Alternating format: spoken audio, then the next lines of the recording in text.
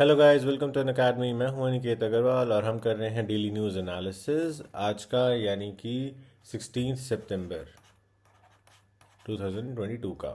तो आज हमारे जो टॉपिक्स हैं वो मोस्टली रेपिटेटिव टॉपिक्स हैं, तो it is more of going to be a revision topic. तो अगेन, जो हम ईडब्ल्यूएस कोटे का 3-4 दिन से पढ़ रहे थे, उसके ऊपर सुप्रीम कोर्ट ने कुछ चीज़ों में क्लैरिफिकेशन मांगी है और ये भी पूछा है कि अगर एक स्टेट ने एफर्मेटिव एक्शन लेना है उन लोगों को डेवलप करने के लिए, उन लोगों की ग्रोथ के लिए जो कि किसी भी तरीके से डाउन टूडन है, तो अगर उसमें इकोनॉमिक क्राइटेरिया को ऐड कर दिया जाता है तो उसमें क्या दिक्कत है। सेकंड, हमने आर्टिकल देखना है अगेन हिजाब के ऊपर। तो हिजाब के ऊपर कुछ और आर्टिकल जो हैं वो सीनियर एडवोकेट्स ने सुप्रीम कोर्ट के अंदर कहे हैं, उनको हम आर्टिकल को डिस्कस करने की कोशिश करेंगे और हिजाब बेसिकली हमारा रिवाइज हो जाएगा। थर्डली, हमारा जो अर्मेनिया और अजरबैजान का कॉन्फ्लिक्ट है उसके अंदर डेथ टोल जो है वो इंक्रीज़ हो गया है, लेकिन इंटरनेशनल इंट्रूजन के बाद जो मामला है वो एक बार स्टैंड स्टिल पे आ गया है। तो इससे हमें इंटरनेशनल कम्युनिटी की मेचोरिटी के बारे में पता चलता है कि शायद अगर यूक्रेन के टाइम पे भी इस तरह की मेचोरिटी वर्ल्ड लीडर्स की तरफ से आती तो इतनी जो कैजुअलिटीज़ हैं, जो इकोनॉमिक स्लो डाउन है, इकोनॉमिक क्रैशेस हैं यूक्रेन के खुद के, और साथ ही साथ जो इंक्रीज़ इन इन्फ्लेशन है, फूड एंड ऑयल प्राइसेस है, वो शायद चीज़ें बच जाती। एंड लास्टली एससीओ समिट जो है वो हो रहा है और इसके अंदर जो पुतिन है वो चाइना के प्रेसिडेंट जी जिनपिंग के साथ मिले हैं। ना केवल मिले हैं, उन्होंने उनको थैंक्स भी कहा है। तो इसका क्या इम्पैक्ट इंडिया के ऊपर हो सकता है, जो चाइना और रशिया की नज़दीकियाँ अगर इस तरह से बढ़ती हैं, तो उसको हम थोड़ा सा डिस्कस करेंगे। सबसे पहले अगर हम बात करते हैं इकोनॉमिक ईडब्ल्यूएस कोटा की, तो हमने देखा था कि ये 103rd कॉन्स्टिट्यूशनल अमेंडमेंट थी, 2019 के अंदर आई थी, और इसके अंदर सब्सटैंशियल क्वेश्चन ऑफ लॉ करके कहा गया था कि इसको कॉन्स्टिट्यूशनल बेंच को जो है रेफ़र किया जाए। कॉन्स्टिट्यूशनल बेंच को हेड कौन कर रहा है? चीफ जस्टिस यू ललित इसको हेड कर रहे हैं। एंड कॉन्स्टिट्यूशनल बेंच होता क्या है, इसको कहीं पे मेंशन किया या नहीं, तो इसको डायरेक्टली मेंशन नहीं किया गया है, लेकिन अगर आर्टिकल 143 के अंदर प्रेसिडेंट किसी भी क्वेश्चन को रेफर करते हैं सुप्रीम कोर्ट को, या फिर आर्टिकल 145 के अंदर कोई ऐसा मैटर होता है जिसके अंदर सब्सटेंशियल क्वेश्चन ऑफ लॉ होता है, जिसकी इंटरप्रिटेशन की ज़रूरत होती है, तो उसमें लिखा हुआ है कि 5 जजेस बैठकर फैसला देंगे। तो यहीं से जो कंसेप्ट है कॉन्स्टिट्यूशनल बेंच का वो निकाला गया है। Otherwise constitutional bench directly mentioned नहीं है हमारे कॉन्स्टिट्यूशन ऑफ इंडिया के अंदर। अगर हम 103rd अमेंडमेंट की बात करें तो ये आर्टिकल 15 और 16 के अंदर कुछ अमेंडमेंट्स लाता है, जिससे कि इकोनॉमिकली वीकर सेक्शन, चाहे वो जनरल कैटेगरी को ही बिलोंग करते हों, उनको भी स्पेशल रिजर्वेशन जो है दी गई हैं, apart from SCs, STs, socially educationally backward classes. और पटिशनर्स ने कहा था कि एक तो ये 50% रूल के अगेंस्ट है, क्योंकि एक किस्म से 60% रिजर्वेशन होगी, तो 50% का रूल जो Indira Sahani versus union of India के अंदर आया था उसके अगेंस्ट है। सेकंड, ये कहते हैं कि ये बेसिक स्ट्रक्चर के अगेंस्ट है।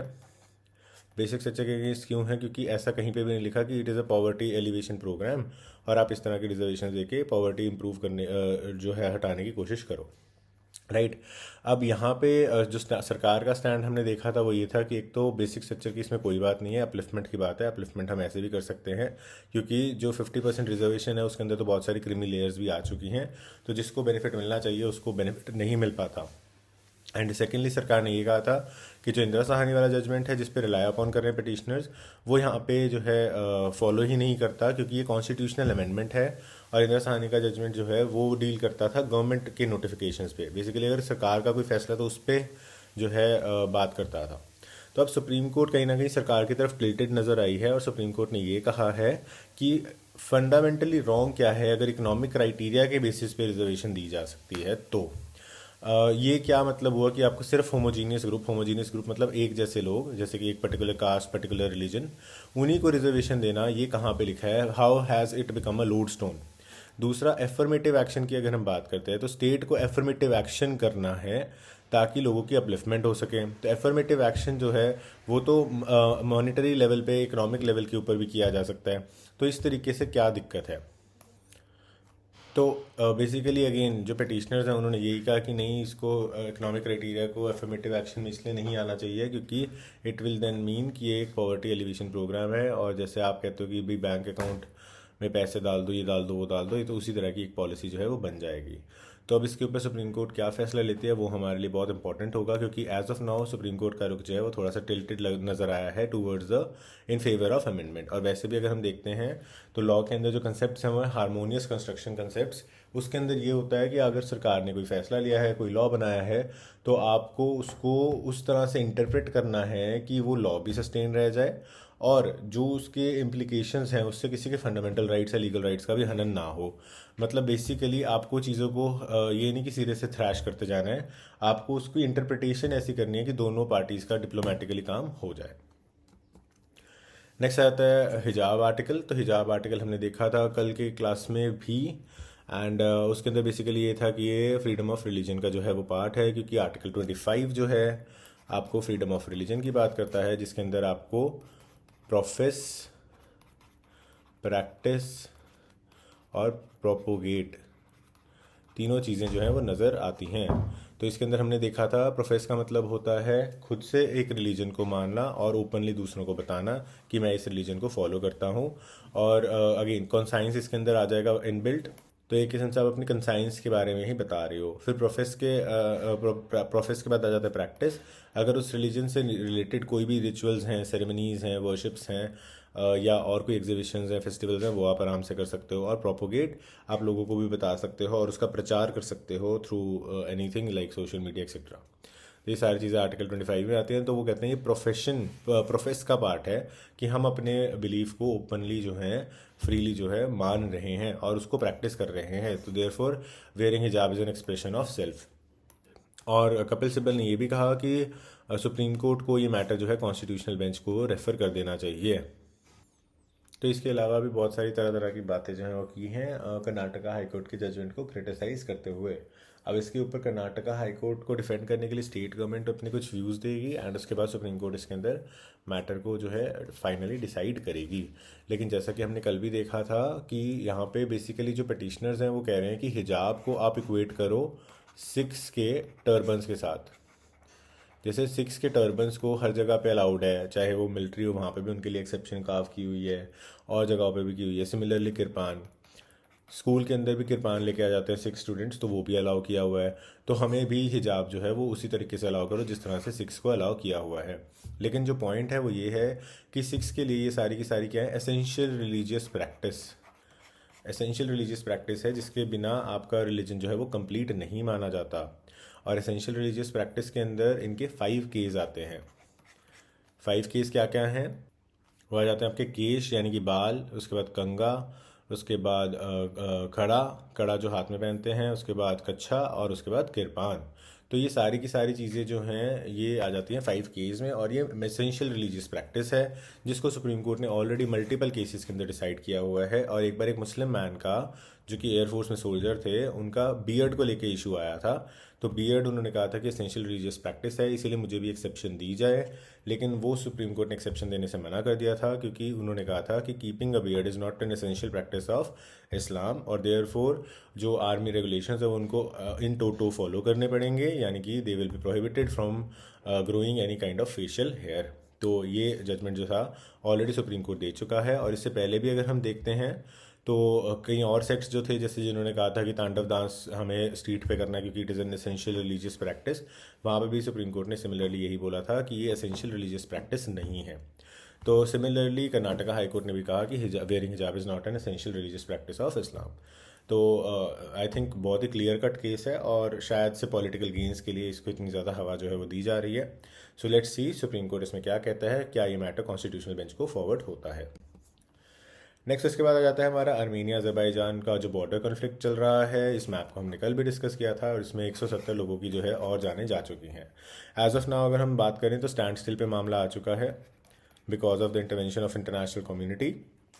तो एक ना शायद डिप्लोमेटिक सोल्यूशन तक हम जो हैं वो पहुंच जाएं, अदरवाइज़ और ज़्यादा कैजुअलिटीज़ और शायद रशिया यूक्रेन जैसा जो डिज़ास्टर है, डिज़ास्टरस वॉर है, उतना हमें देखने को मिल सकता था।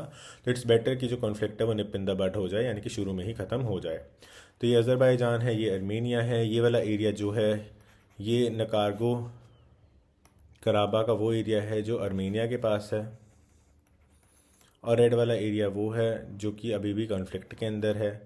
और हमने इस एरिया की हिस्ट्री पढ़ी थी, ये दोनों कंट्रीज़ पहले यूएसएसआर का पार्ट थे, दोनों यूएसएसआर का पार्ट थे। उसके बाद यूएसएसआर ने ये अज़रबैजान को दे दिया था तो कि अज़रबैजान के कंट्रोल में रहे। लेकिन उसके बाद अलग होने के बाद इसके अंदर क्योंकि मेजॉरिटी लोग क्रिश्चियंस थे, आर्मीनिया के अंदर 90% से ज़्यादा क्रिश्चियंस हैं, अज़रबैजान में 97% ज़्यादा मुस्लिम्स हैं। तो दोनों के अंदर टोटली ऑपोजिट एथनिसिटी है। तो आर्मेनिया के अंदर जो लोग रहते हैं वो मेजॉरिटी क्रिश्चियंस कम्युनिटी है आर्मेनिया की, जो नकार्गो कारबा एरिया के अंदर रहते हैं, नगार्नो कारबा एरिया के अंदर रहते हैं। तो इस एरिया के अंदर के जो लोग थे, आज़ाद होते ही यूएसएसआर से इन्होंने कॉन्फ्लिक्ट शुरू कर दिया, अज़रबैजान फोर्सेस के अगेंस्ट सेपरेटिस्ट मूवमेंट शुरू कर दी, और आर्मेनिया की हेल्प से बहुत सारा एरिया जो था आर्मेनिया के पास चला गया। लेकिन तब से ये बोन ऑफ कंटेंशन बना हुआ है, क्योंकि अज़रबैजान कहता है और इंटरनेशनल लॉज भी कहते हैं कि ये एरिया अज़रबैजान का लीगल एरिया है और इसको इस तरह से हथियाना गलत है। तो इसको लेकर के अज़रबैजान ने अभी रिसेंटली वायलेंस शुरू कर दिया था, जिसमें कई सारी जानें चली गई थी, और काफ़ी ज़्यादा अटकलें ये लगाई जा रही थी कि अगर रशिया इस वॉर में भी टूट पड़ता है आर्मीनिया को सपोर्ट करने के लिए, क्योंकि ये जो है CSTO का पार्ट है, जो कि कलेक्टिव सिक्योरिटी ट्रीटी ऑर्गेनाइजेशन थी, नेटो की तरह ही, तो फिर काफ़ी ज़्यादा कॉन्फ्लिक्ट जो है वो बढ़ सकता है। लेकिन रशिया एक तरफ यूक्रेन के साथ बिजी है, तो शायद यहाँ पे ना भी आए, और अगर नहीं आता तो आर्मेनिया की काफ़ी ज़्यादा नुकसान हो सकता है। तो ये पूरा का पूरा इशू हमने कल समझा था। हमने कल इस मैप को भी देखा था जो कि कैस्कस एरियाज़ को बताता है। तो कॉस्कस एरियाज़ के अंदर क्या क्या आता है, कैस्पियन सी और ब्लैक सी के बीच के सारे कंट्रीज़ आते हैं, जिसके अंदर आपका रशिया के कुछ पार्ट आ गया, जॉर्जिया आ गया, आर्मेनिया आ गया और अज़रबैजान आ गया।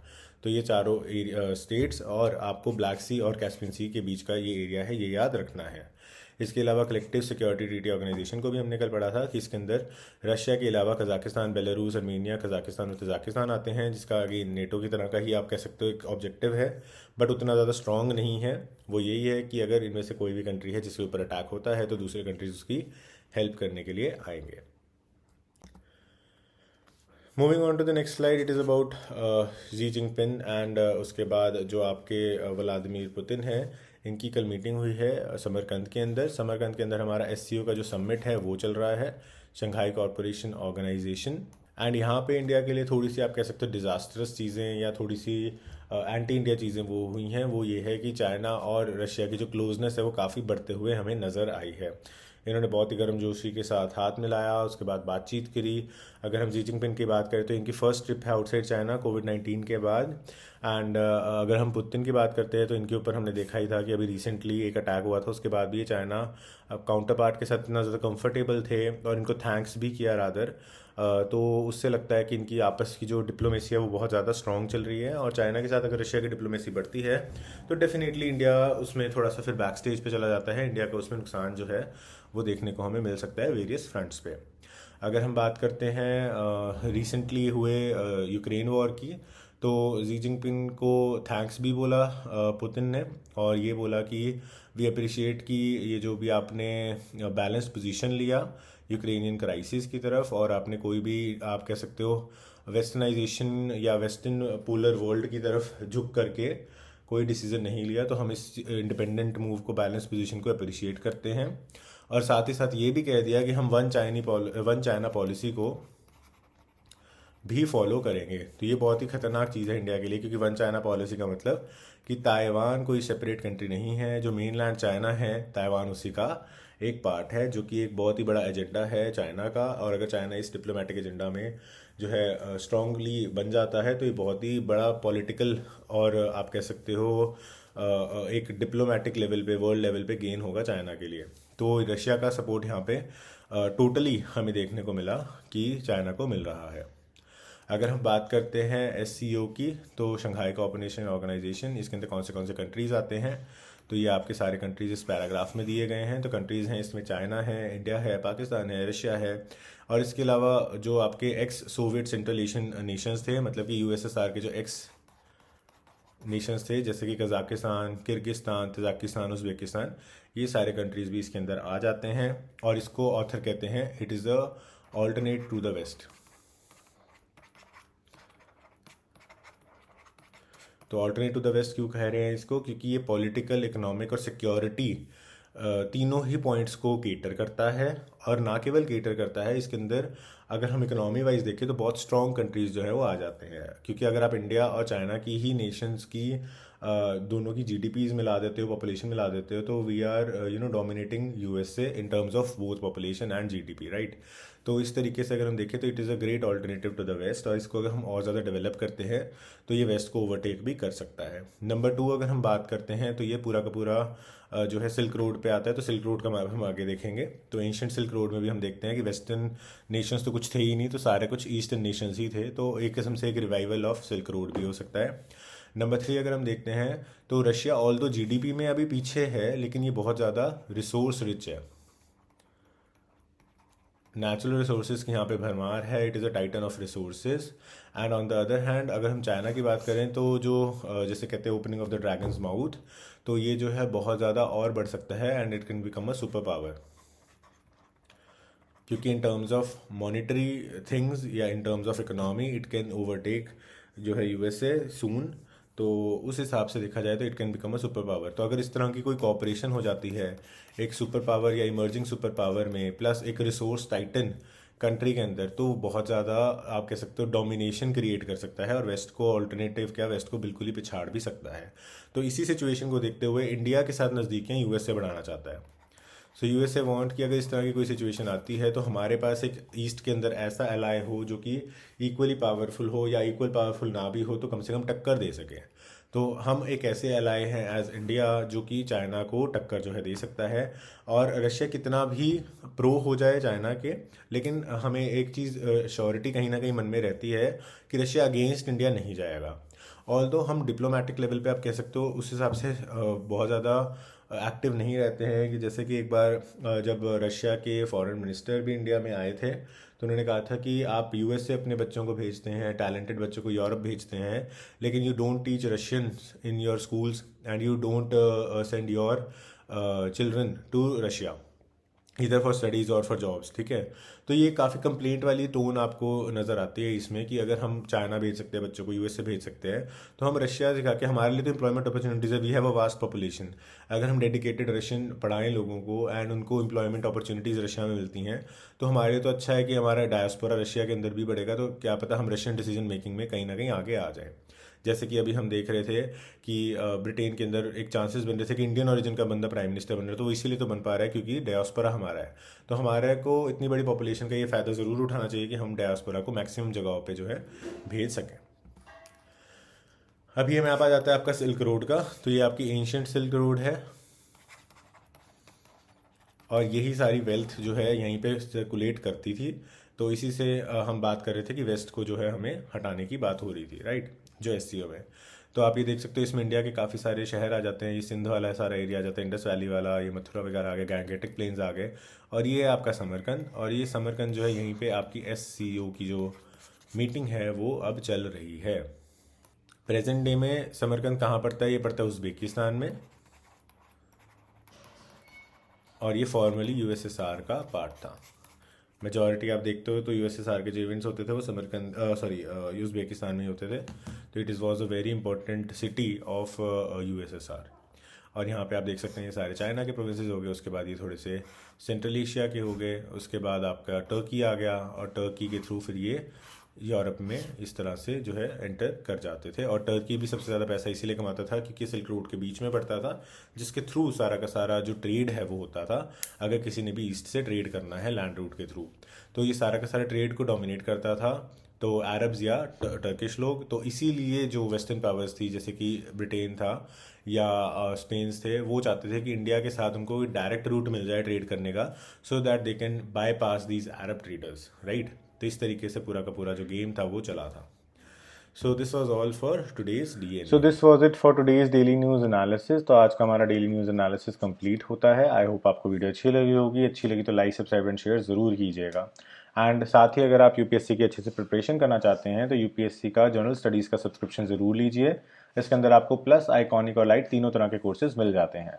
प्लस के अंदर आपका फुल कोर्स रहता है, आइकॉनिक के अंदर आपको फुल कोर्स प्लस एक लाइव 1-on-1 मेंटरशिप मिल जाती है, जो कि आपकी स्ट्रैटेजी बिल्डिंग में कोई भी डाउट सेशन है, कोई भी गाइडेंस चाहिए एग्जाम रिलेटेड किसी भी टाइम पे, आप उनको कॉन्टैक्ट करके हासिल कर सकते हैं।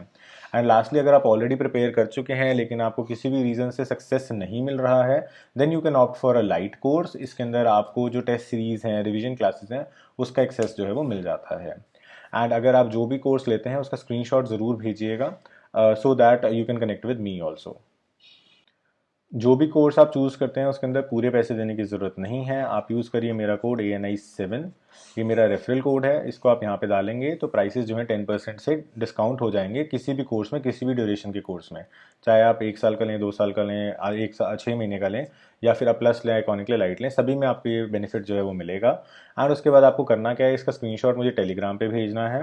Once you send me on Telegram I will add you to my group. And उसके बाद आपको कोई भी डाउट्स हों, कोई भी गाइडेंस चाहिए हो with respect to Unacademy, या कोई भी और हेल्प चाहिए हो विद रिस्पेक्ट टू रिसोर्सेज या अन अकेडमी से रिलेटेड, या कोई आपको नोट्स चाहिए, तो वो सारी चीज़ें मैं आपको हेल्प कर पाऊंगा। So this was it for today's video. I hope you like this video और आपको कुछ जानने को मिला होगा। So thanks for watching, have a nice day.